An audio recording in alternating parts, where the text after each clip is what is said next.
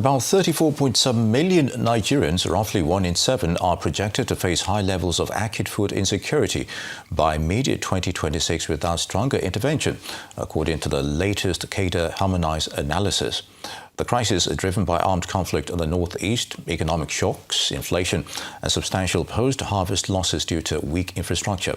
In response, Nigeria and its partners are pursuing a mix of short-term relief and long-term resilience strategies. These include strengthening the food value chain through improved storage and cold chain infrastructure, supporting farmers with finance and climate resilience technologies, and promoting climate-smart agricultural practices. Technology and innovation such as digital platforms and precision agriculture are being deployed to reduce inefficiencies. Multi-stakeholder partnerships involving government, international agencies, and the private sector are seen as critical to scaling up responses and building a more resilient food system. Agricultural specialist Banjoko Omotunde joins us now for a conversation about strategies needed to confront systemic food security, or insecurity rather, in 2026 in Nigeria. Thanks for joining us. Thank you, Nii. Thank you, brother. Very good. Now, let's talk about the ongoing terror unrest in the north. Is Nigeria ripe for a state of emergency, especially when it comes to food insecurity in the agricultural sector at this moment, you think? Yes, I think the president himself declared that in 2023. So, but how effective is it? It's one thing to make a declaration, but are there active steps in engaging I think this? so. The first thing, we are ripe for the declaration of a state of emergency in our food sector. But the approach now, the president made some very bold step in 2023, saying we want to clear 500 hectares for farming and all that, but as at last the report we were able and privy to told us we've been able to just do maybe close to 234,000 out of the 500,000. So I think the body language and what is on ground probably not matching, but we could do more. But we are ripe for it, and I think we need to pay more attention to that. And like you rightly said, those areas that are kind of affected the most with insecurity are the places where the bulk of our food is being produced in the country. So that's why we have to prioritize them in a situation whereby people are not too confident to go to their farm. So it's an issue of concern for everybody. You know, I was at the market recently for a report, and one of the things we saw was that though the prices of food are dropped, there was also a significant reduction in patronage. A lot of people do not even still have the wherewithal to.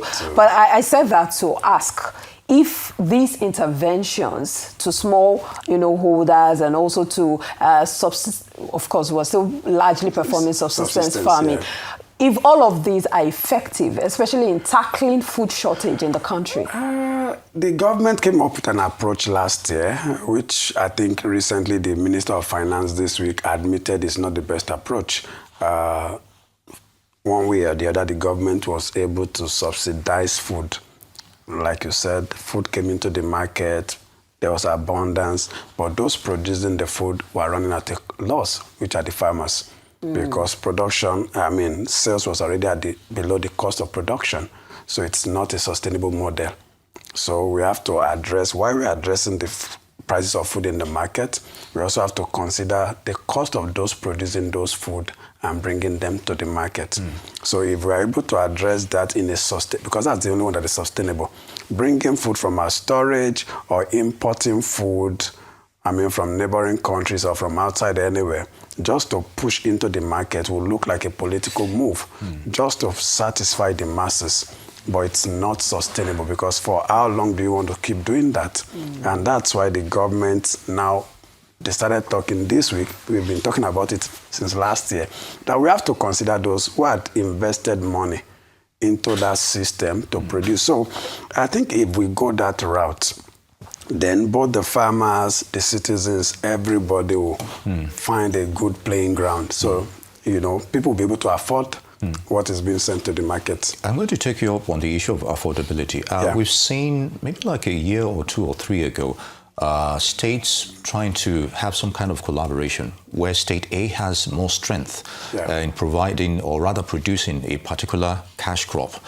They tend to collaborate that. And of course, I think Lagos State and one of the northern states, did something of that. So at least by the time the the final product gets to the consumer, you have some kind of discount or subsidized rate. So how sustainable is that? And is that the way to go in terms of a long-term... that's the way to go, really. In helping the food value chain? That's one of the way to go. And, we could only mention 2 states, Lagos and Kebbi. How many other states are really collaborating? Where's the price, though? I think they are still on it, really. Because for the mortar factory, the Lagos State has a rice processing mill at mortar. So, they did the 500 billion rice, food system again last year, and Kebbi is still a major part of it. Kebbi is a major part of it. I think some other states are also now coming on board. I think Ogun State, but Kebbi is still a major part because of their landmass in Kebbi State. So more states really need to collaborate. But I think the area we should also be talking about, because we talk about the federal all the time, we talk about the state, but I think the power lies in the local government, because they are closer to the people. They are able to monitor, because most of the issues we have is really around monitoring and evaluation. If stuffs are dispersed from Abuja, how do you go to monitor it in Akure, in all those places and all that? So we need to now look at the local government autonomy issue needs to come to the front burner than ever before. We now have to ask the local government chairman, the governors, to release those local government to breathe and function. And then we can have more collaborations. But we really need the state to start. And I think that's what the African Development Bank came up with. The agro-processing zone is state coming on board with what they have comparative advantage over and produce, process, and distribute to every other part. So we need more collaboration. But I think we really also, because most times we look at the budgets, when we are talking about collaboration, we all focus on the budget of the federal government. I was analyzing, I think sometimes last week, the budget of the Federal Ministry of Agriculture, and it's a bit discouraging. You look at out of 58 trillion, we have about 1.4 trillion for agriculture, very small to what we are expecting. Maybe 10% was what the president all agreed. Sometimes in 2003, they came back to 2014, they said 10%, but we've not really gotten 10% in Nigeria before. Probably we got around 5% during Yaradua. And then out of the 5%, the 1.4 trillion, you now look at the line items, and that breaks your spirit. You see renovation of toilet, building of bursar's house, rector, and you're asking which rector, which bursar, of which school, and you understand. So we need to look at the federal, look at the state, and look at the local government in terms of collaboration to get something good in the agriculture system. Indeed, there's a lot to talk about when you talk about the food challenge in Nigeria. I know that, even during the last administration of former President Muhammadu Buhari, late President Buhari, he talked about growing what we eat and eating what we grow. But eventually, it still boils down to implementation. We've talked about, using data, modern technology, and farming practices, but we still practice subsistence farming, as you said earlier. And also, the government has come up with different policies. We've had the Anchor Borrowers Program. Farmers will tell you, well, they talk about these things, but the money doesn't get to us. Even when it gets to us, we're talking about farming implements. People's account get credited and the money leaves their account immediately. We've seen some of those cases where the anchor, the factory, will get the money, or somehow some people get the money, credit those farmers' names that they've submitted to the government, and those money leaves those accounts almost immediately.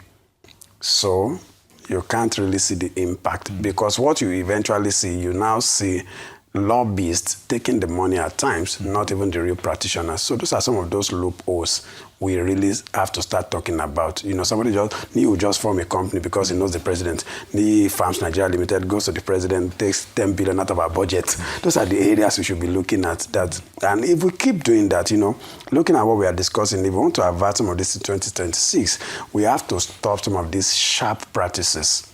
We have to really stop it, and then we can systematically start changing the narrative in our nation. All right. I just thought about this, still delving on the issue of pricing. Okay. I remember sometimes in the 60s, 70s, or as sometime in the 80s as well, we used to have the marketing boards. At least that breaks down the issue of pricing, especially when it comes to getting seedlings for the farmers and everything. At this rate, where we are in improving the value chain. Do you think we should have that back? We are overdue for that. Yes. And so I think I'm one of those who mm-hmm. have been crying for that, because really, even what we are facing currently, a farmer, for example, has invested funds to produce, let's say, maize, and hoping that, just for numbers, I'll sell at 400,000 per ton. Mm-hmm. And now you are selling at 220, 230,000. Not because you want to make excess gain. We are all in business to make money, to make profit, if that's a better word. Probably a 10, 20% return on your investment in a year. I'm not sure that's outrageous as a person. But if at the time your product is getting to the market is already below the cost of production, that takes you out of business. And the more we have people leaving the business, leaving the industry, the more the prices will be going up. So the commodity board comes on board and asks the farmers, like it's done in developed world, and like we have also practiced before. That's the funny thing. We've practiced some of these things before, so they are not new. So if I'm being told, what are you producing this year? What volume are you producing? There's something we call EOP in agriculture, your economics of production, and they look at the cost. Okay, they can agree. Okay, at this rate, if you are producing at this cost, we'll buy off you at this rate. If those guarantees are provided, people can even go to the bank and do more scale. So if I'm doing 100 hectares before, knowing that I have a ready off-taker, I can probably do 150. If we all do that, because of those guarantees coming from God, it's like buying a government bond. The guarantee is why we always have it oversubscribed. So the same thing will push the farmers. Imagine a farmer taking a loan at 48% in a year, 30% in a year, and now selling below your cost of production. That's why farmers commit suicide in Nigeria at times. Those are sad situations because bankers are not interested in whatever happens in the market. You took my money, give me back my money. So if the commodity board can really be it's part of what the president talked about in 2023. If they can actually prioritize those commodity board coming on board for each product, then people will have confidence again in the sector to come and produce. So it's long overdue, and I think the president should look in that direction. Indeed. Yeah. This is a very apt, way to end the conversation, because really when we talk about agriculture, we're looking at dealing with security, increasing budgeting, ensuring that we move from subsistence to mechanized farming. But we hope that the right thing is done so that indeed we can really be, a food-producing nation. Thank you so much for your time, Banjoko Omotunde. Banjoko Omotunde is an agricultural specialist. Thank you for joining us on Newsday.